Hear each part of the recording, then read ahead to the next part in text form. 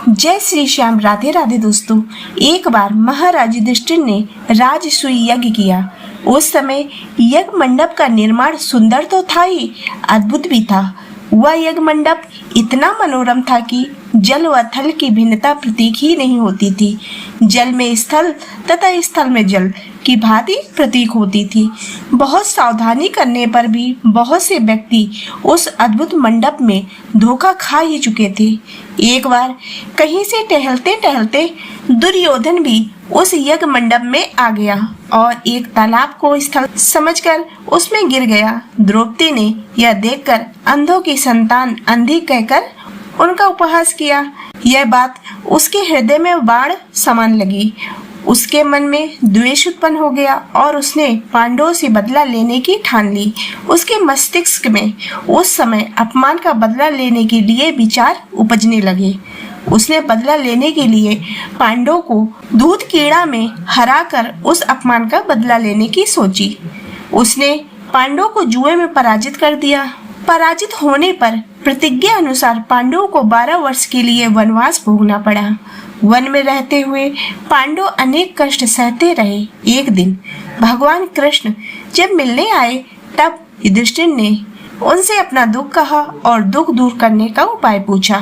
तब श्री कृष्ण ने कहा, हे युधिष्ठिर, तुम विधि पूर्वक अनंत भगवान का व्रत करो। इससे तुम्हारा सारा संकट दूर हो जाएगा और तुम्हारा खोया हुआ राज्य पुनः प्राप्त हो जाएगा।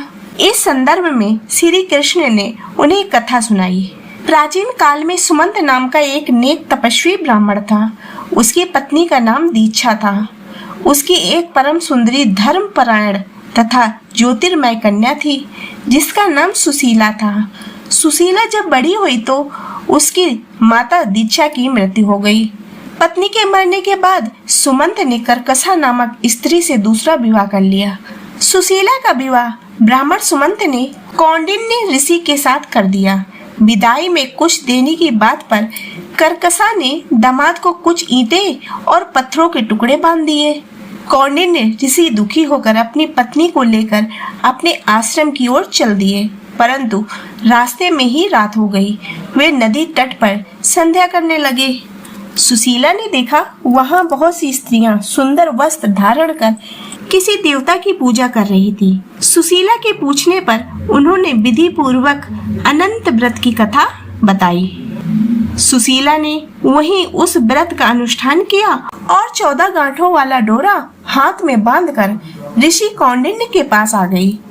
सुशीला से डोरे के बारे में पूछा तो उसने सारी बात बता दी। उन्होंने डोरे को तोड़कर अग्नि में डाल दिया। इससे भगवान अनंत जी का अपमान हुआ। ऋषि कौंडिन्य दुखी रहने लगे। उनकी सारी संपत्ति नष्ट हो गई। इस दरिद्रता का उन्होंने अपनी पत्नी से कारण पूछा तो सुशीला ने अनंत भगवान का डोरा जलाने की बात कही। पश्चाताप करते हुए ऋषि कौंडिन्य अनंत डोरे की प्राप्ति के लिए वन में चले गए। वन में कई दिनों तक भटकते भटकते निराश होकर एक दिन भूमि पर गिर पड़े। तब अनंत भगवान प्रकट होकर बोले, हे कौंडिन्य, तुमने मेरा तिरस्कार किया था, उसी से तुम्हें इतना कष्ट भोगना पड़ा। तुम दुखी हुए, अब तुमने पश्चाताप किया है। मैं तुमसे प्रसन्न हूँ। अब तुम घर जाकर विधि पूर्वक अनंत व्रत करो। 14 वर्ष पर्यंत व्रत करने से तुम्हारा दुख दूर हो जाएगा। तुम धन धान से संपन्न हो जाओगे। कौंडिन्य ने वैसा ही किया और उन्हें सारे क्लेशों से मुक्ति मिल गई।